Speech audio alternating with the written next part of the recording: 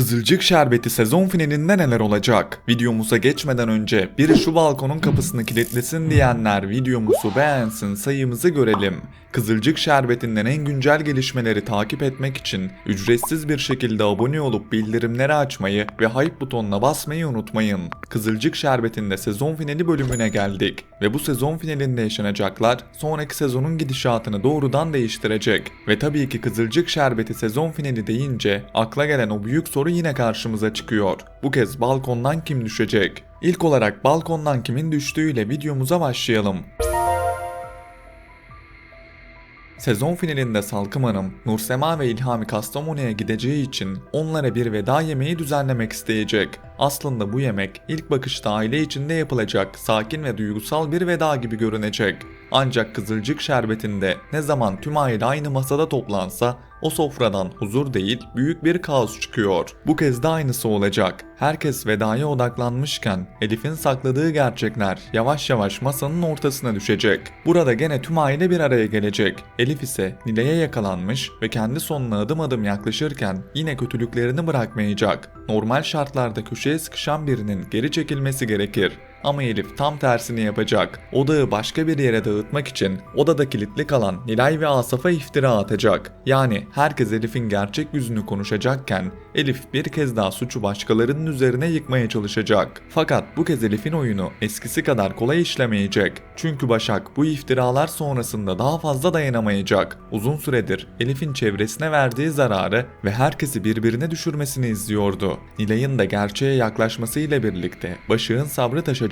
Ben Başak'ın bu yemekte artık susmayacağını ve Elif'in gerçek yüzünü herkesin önünde ortaya dökeceğini düşünüyorum. Salkım ise ilk başta duydukları karşısında büyük bir öfke patlaması yaşayacak. Herkesin önünde Elif'e okkalı bir tokat yapıştıracak. Çünkü Elif'in yaptıkları artık öyle bir noktaya geldi ki Salkım'ın bile onu savunacak hali kalmayacak. Fakat burada önemli nokta şu: Salkım'ın öfkesi sadece Elif'le sınırlı kalmayacak. İlk şoku atlattıktan sonra bu kez Çimen ve Başak'tan hesap sormaya başlayacak. Biliyorsunuz ki Elif'i bu tanıştırma uygulamasına sokan Çimen'di. Muhtemelen Elif de kendisini kurtarmak için bu detayı kullanacak ve her şeyi Çimen'in üzerine yıkmaya çalışacak. Beni bu hale getiren Çimen oldu gibi bir çıkışla Salkım'ın öfkesini bambaşka bir yere çevirebilir. İşte tam da bu noktada Salkım, Çimen ve Başak'a saldıracak. Bir anda bağırıp çağıracak. Herkese hesap soracak ve olay kontrolden çıkacak. Bir şekilde bu üçlü balkona çıkacak ve sonrasında büyük şok yaşanacak. Gene balkondan biri düşecek. Her Kızılcık Şerbeti sezon finalinde balkondan mutlaka biri düşüyor derken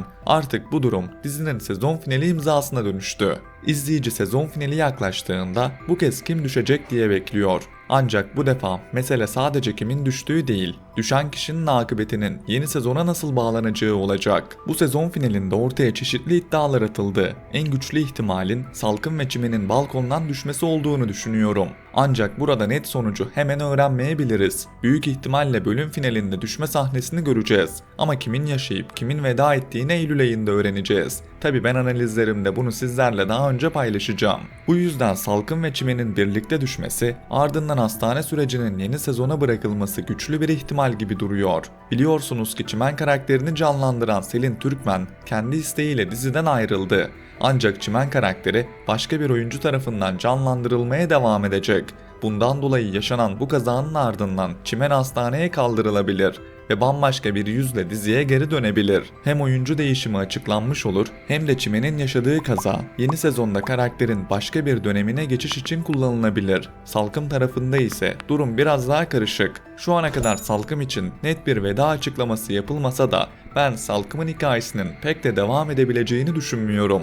Elif üzerinden kurulan düzen, Başak ve Çimen'le yaşadığı gerilim ve aile içindeki kontrolcü tavrı sezon finalinde bir noktaya bağlanacak gibi duruyor. Bundan dolayı burada açık bir son bırakılacak ve ancak Eylül ayında tam anlamıyla gerçekleri öğrenebileceğiz. Salkım'ı diziye devam ettirecek tek güçlü senaryo ise önceki bölümde bir kardeşinin olduğunun ortaya çıkması. Bu detay boşuna verilmiş gibi durmuyor. Eğer senaristler Salkım'ı tamamen göndermek istemezse kardeş hikayesi üzerinden yeni sezonda ona bambaşka bir alan açabilirler. Burada Salkım'ın kardeşi diziye katılabilir ve Salkım'la arasının neden kötü olduğunu entrikalı bir şekilde izleyebiliriz. Yine de benim tahminim ya kimseye ciddi bir şey olmayacak ya da bu düşme sonucunda Salkım diziye veda edecek. Çünkü Başak'ın da abisi Asaf'la beraber sonraki sezonda dizide olacağını biliyoruz. Başak ve Asaf cephesi daha yeni açıldı. Bu yüzden Başak'ın burada büyük bir veda yaşaması düşük ihtimal. Çimen ise oyuncu değişimiyle devam edeceği için onun ölmesi beklenmez. Geriye en güçlü veda ihtimali olarak Salkım kalıyor. Şimdi gelelim bir diğer şok edici gelişmeye.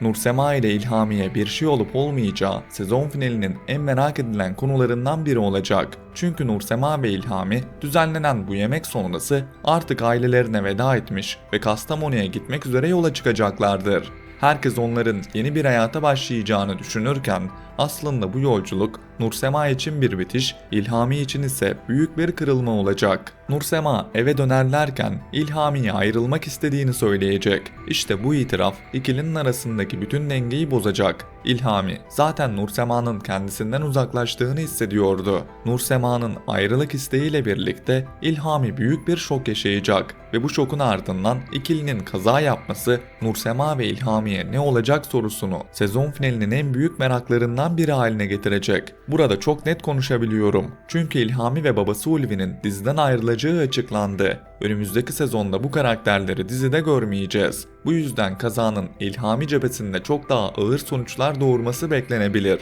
Ancak sonuç ne olursa olsun İlhami'nin yeni sezonda ana hikayede yer almayacağı artık belli gibi duruyor. Nursema ise dizimizde yer almaya devam edecek. Bir değişiklik olmazsa Nursema ve Asil hikayesini yeni sezonda izlemeye devam edeceğiz. Açıkçası sezon finalindeki bu kaza Nursema'nın hayatında büyük bir dönüm noktası olacak. Çünkü İlhami'den ayrılmak istediğini söylediği anda büyük bir kazanın yaşanması Nursema'nın üzerinde ciddi bir vicdan yükü bırakabilir. Bu durum onun Asil'e doğru hemen koşmasını engelleyebilir. Yani Nursema ve Asil hikayesi yeni sezonda başlayacak olsa bile bu ilişki sancılı ve ağır ilerleyecek gibi duruyor. Ayrıca ben önümüzdeki sezonun ilerleyen bölümlerinde Firaz karakterini tekrar dizide görmeye devam edeceğimizi düşünüyorum. Firaz'ın olası geri dönüşü Nursema ve Asil ilişkisini büyük ölçüde sınar ve dizide bambaşka bir cephe açılır. Eğer yeni sezonda Nursema gerçekten Asil'e doğru ilerlerken Firaz geri dönerse bu kez Nursema'nın duygusal olarak ne istediğini çok daha net görmemiz gerekecek. Asil mi, geçmişten gelen Firaz mı?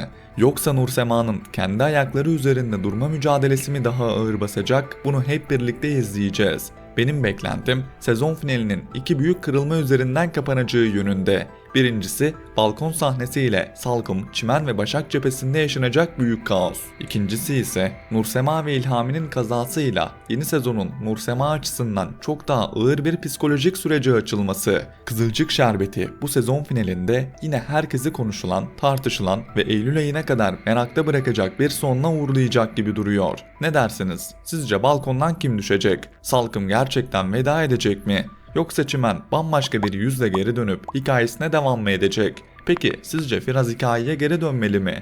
Düşüncelerinizi yorumlar kısmında bizlerle paylaşın.